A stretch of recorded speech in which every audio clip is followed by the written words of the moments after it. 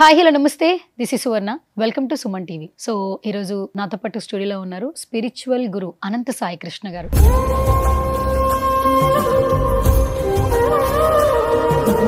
So అనంత సాయి కృష్ణ గారు, ఇప్పటి వరకు మనం స్పిరిచువల్ గా చాలా టాపిక్స్ మాట్లాడుకున్నాం. ఒక టాపిక్ గురించి డిస్కస్ చేయాలనుంది. ఫస్ట్ ఆఫ్ ఆల్ ఏంటంటే అది జంతు బలులు. అంతకుముందు సినిమాలో చూస్తుండేవాళ్ళం, పల్లెటూరుల్లో వాటిల్లో ఎక్కువగా వాడల్లో వినిపిస్తూ ఉండేది. దేవుడికి అమ్మవారికి కానీ అంటే దేవుడికి కానీ జంతువుల్ని బలిస్తే నరబలి మంచి ఊరికి మంచి జరుగుతుంది, అక్కడ ఉన్న వాళ్ళందరికీ మంచి జరుగుతుంది అని అంటూ ఉంటారు. ఇది మిత్త నిజమా? నిజంగా దేవుడు అనేవాడు ఉంటే జంతువులు కూడా ఒక ప్రాణమే. ఆ జంతు ప్రాణం తీసి ఆ బలితో మంచి జరుగుతుంది అనేది ఎలా బిలీవ్ చేయాలి? అదంతా అబద్ధం అండి. ఇప్పుడు మనం ఉన్నామండి, ఇప్పుడు భగవంతుడు జంతు బలి అడుగుతున్నాడు అన్నప్పుడు చాలామంది దేవాలయాలకు వెళ్తుంటారు. ఆంజనేయ స్వామి కొంతమంది వెళ్తుంటారు, శ్రీరాముని టెంపుల్కి వెళ్తుంటారు, శ్రీకృష్ణుని దేవునికి వెళ్తుంటారు, శివుని టెంపుల్కి వెళ్తుంటారు. మరి వీళ్ళందరూ ఆయా దేవుడి దగ్గరికి వెళ్ళినప్పుడు మాంసాహారం తీసుకెళ్ళచ్చు కదా, పూలు పండ్లు ఎందుకు తీసుకెళ్తారు? ఇక్కడ సకల సృష్టిలో భగవంతుని దృష్టిలో మానవుడు ఎంతో ప్రాణమున్న ప్రతి జీవి అంతే ఇంపార్టెంట్. ఏ భగవంతుడు కూడా నాకు జంతువు బలులు ఇవ్వండి అని ఏ భగవంతుడు చెప్పండి. మనం ఏం చేస్తున్నామంటే మనకు దాన్ని నాన్ వెజ్ తినాలని ఉంది కాబట్టి భగవంతుని పేరు చెప్పి జంతు బలులు ఇస్తున్నాం. ఆచారం అంటుంటారు, ఏంటి సార్ ఇది నిజమా? మన పురాతన నుంచి వస్తున్న ఆచారము వీళ్ళు మనం ఫాలో అవ్వాలి. దట్టు ఒక చిన్న ఎగ్జాంపుల్ చెప్తా. ఒక ఇల్లు కట్టారనుకోండి, ఇల్లు కట్టితే ఇల్లు కట్టిన తర్వాత ఆ ఒక జంతువుని బలిచ్చిన తర్వాత అందరికీ భోజనాలు పెట్టాలంటారు. ఇల్లు కట్టుకోవడం మంచి పనే, శుభపరిణామం. గృహప్రవేశం చేసేటప్పుడు గోమాతను లోపల తీసుకెళ్తారు, గోపంచకం మొత్తం ఇల్లంతా చేస్తారు, అది కూడా ఒక శుభ సూచకం. కానీ ఆ తర్వాత జంతువుని బలిస్తే ఆ రక్తం అనేది ఆ నేల మీద పడితే బాగుంటుంది, అక్కడ ఉన్న వాళ్ళు కూడా బాగుంటారు అనేది ఇప్పటికీ నమ్ముతున్నారు. మరి దీన్ని ఎలా? సరేనండి, ఇప్పుడు ఇంట్లోకి వెళ్ళేటప్పుడు మీరే చెప్పారు, గోవుని తీసుకెళ్ళి ఇంట్లో గోపంచంతో శుభ్రం చేస్తారు. గోవు జంతువే, మేక తర్వాత ఇవన్నీ జంతువులే కదా. గోవ శుభ సూచకమైనప్పుడు మీకు తర్వాత గొర్రెలు మేకలు మీకు వాటిని జంతు బలిచ్చి అక్కడ రక్తం చిందిస్తే మంచి జరుగుతుందని ఎలా అనుకుంటున్నారు? ఏ భగవంతుడు జంతువులు బలి నాకు ఇవ్వమని ఏ భగవంతుడు చెప్పలేదండి. భగవంతుడు ఏం చెప్పాడంటే జంతు బలి అంటే ఇప్పుడు అనుకుంటున్నట్టు జంతువులను బలి ఇవ్వడానికి కాదండి. మీరు నా దగ్గరకు వచ్చి మీలో ఉన్నటువంటి జంతు గుణాలను ఇక్కడ వదిలిపెట్టేలండి అని చెప్పాడు. అది బలి అంటే. మన వాళ్ళు ఏం చేస్తున్నారంటే దేవుడు అడిగాడని చెప్పి అక్కడికి వెళ్ళి జంతు బలిని ఇచ్చేస్తారు. సరే, అక్కడికి ఓకే అనుకుందామని. ఇప్పుడు దేవుడి పేరు చెప్పి అక్కడ జంతు బలి చేసేటప్పుడు మీరు జంతువుని అక్కడ బలి ఇచ్చి రక్తం అక్కడే వదిలేసినప్పుడు మరి జంతువుని కూడా అక్కడే వదిలేసి రావాలి కదా. మీరు అక్కడ బలి ఇచ్చిన జంతువుని ఇంటికి తీసుకొచ్చి దాన్ని ముక్కలు ముక్కలుగా నరికి మసాలాలు వేసుకొని వండుకొని తినడం వల్ల దేవుడి కడుపు నింటుందా మీకు నిండుతుందా? ఇక్కడ జంతు బలి మాత్రం దేవుని పేరు చెప్తున్నారు, తింటున్నది మాత్రం మీరు తింటున్నారు. మరి అక్కడ ఏ దేవుడు చెప్పాడు మీకు?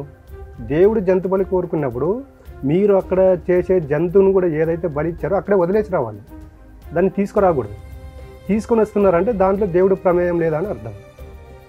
ఇక్కడ ఇంకొకటి అండి, ఎప్పుడైతే ఒక వ్యక్తి నాన్ వెజ్ ఎక్కువ తీసుకుంటుంటాడో దాంట్లో 3 గుణాలు ఉంటాయి, తమో గుణము, రజోగుణము, సత్వగుణం అని. జంతువు ఎప్పుడైతే నాన్ వెజ్ ఎక్కువ తీసుకునే వాళ్ళు మామూలు తమో గుణంలో ఉంటారు, వాళ్ళ కోపం ఎక్కువ ఉంటుంది, ఈర్ష్య పగ ద్వేషకారాలతో ఎక్కువ తింటూ ఉంటాయి, అంటే ఈ క్యారెక్టర్లో ఉంటారు. ఈర్ష్య ద్వేషం పగ ప్రతీకారాలు ఎవరైతే ఉంటారో వాళ్ళు నాన్ వెజ్ తింటూ ఉంటారండి. ఎప్పుడైతే ఒక జంతువు చనిపోయేటప్పుడు అది ఎంత నరకయాతన పడి అనుభవించి చనిపోతుందో దాని కర్మ తిరిగి మన దగ్గరకు వస్తుంది. అది చాలామందికి తెలియదు. కర్మ సిద్ధాంతం ఏంటంటే నువ్వు ఒక ప్రాణిని కానీ ఒక మనిషిని మానసికంగా ఎవరినైతే నువ్వు హింసించి బాధ పెడతావో అది ఈరోజు కాకపోయినా రేపైనా దానికి తగిన ప్రతిఫలం నువ్వు అనుభవించాల్సిందే. ఒక జంతువుని చంపి దాన్ని తిన్నావు అనుకోండి, నువ్వు భూమి మీద ప్రాణం పోయేలోపు దానికి సంబంధించినటువంటి కర్మ ఫలితం కంపల్సరీ అనుభవించాల్సిందే. మనం ఇప్పుడు దేవిస్తున్న ఏ దేవుడు కూడా నాకు జంతువులు తీసుకొచ్చి నా దగ్గర బలి ఇవ్వండి మీరు పురాణ ఇతిహాసాలు ఎక్కడైనా చదవండి, నీకు ఏ గ్రంథాల్లో కూడా జంతు బలి అనేది లేదు. మన యొక్క సాటిస్ఫాక్షన్ కోసం మనం తినడానికి కోసం జంతు బలి చేస్తున్నాం. ఓకే, అంటే ఇప్పుడు జంతువులు బలి ఇవ్వాల్సిన అవసరం లేదండి. ఇప్పుడు జంతువుల బలి, ఇప్పుడు మనం ఉన్నామండి, మన ఇంట్లో చిన్న పిల్లడు గాయం అయితేనే ఒక 1 మినిట్ కూడా వెయిట్ చేయకుండా హాస్పిటల్కి తీసుకెళ్తాం. అలాంటిది ఒక జంతువుని అక్కడ బలి ఇచ్చేటప్పుడు అది ఎంత నరకయాతన అనుభవించి చస్తుంది అది. మళ్ళీ దాన్ని ఇప్పుడు సకల జీవులన్నీ దేవుడి దృష్టిలో సమానమైనప్పుడు మనిషిని ఆనందంగా ఉంచి మనుషులపైన ఒక రకంగా జంతువులపైన ఒక రకంగా ప్రేమ చూపించాడు భగవంతుడు. అంటే ఇప్పుడు ఏమైపోయిందంటే ఇప్పుడు సెలబ్రిటీల దగ్గర నుంచి కామన్ మెన్ వరకు కూడా ఒక మంచి పని మొదలు పెట్టేటప్పుడు, ఒక బిజినెస్ చేసేటప్పుడు, లేదా వాళ్ళు అనుకున్న లాభాలు వచ్చినప్పుడు మేము యాటన బలిద్దాం అనుకున్నాము, ఇచ్చాము భోజనానికి రండి పెద్దమ్మ తల్లి టెంపుల్లో అంటున్నారు.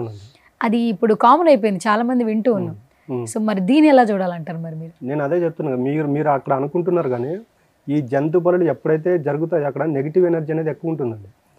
ఒక జంతువు రక్తం ఎక్కడైతే చిందిస్తుందో అది ప్రాణం పోయేటప్పుడు ఎంత బాధతో పడి ఉంటుందో అక్కడ దానికి మనకు తెలియకుండా భవిష్యత్తులో దాని యొక్క ప్రతిఫలం అనేది మన దగ్గరకు వచ్చి తీరుతుంది. అది మన యొక్క కుటుంబంలో కావచ్చు, మన యొక్క ఫైనాన్షియల్ ప్రాబ్లంలో కావచ్చు, మన రిలేషన్లో కావచ్చు. మనం ఏం చేస్తున్నామంటే ప్రజెంట్ చూస్తున్నాం కానీ భవిష్యత్తులో అంటే పాస్ట్లో మనం ఎన్ని జీవహింసలు అయితే చేసింటామో దానికి సంబంధించిన కర్మ ప్రతిఫలం అనేది ఖచ్చితంగా అనుభవించాల్సిందే. దీనికి ఎటువంటి దారి అనేది ఉండదు.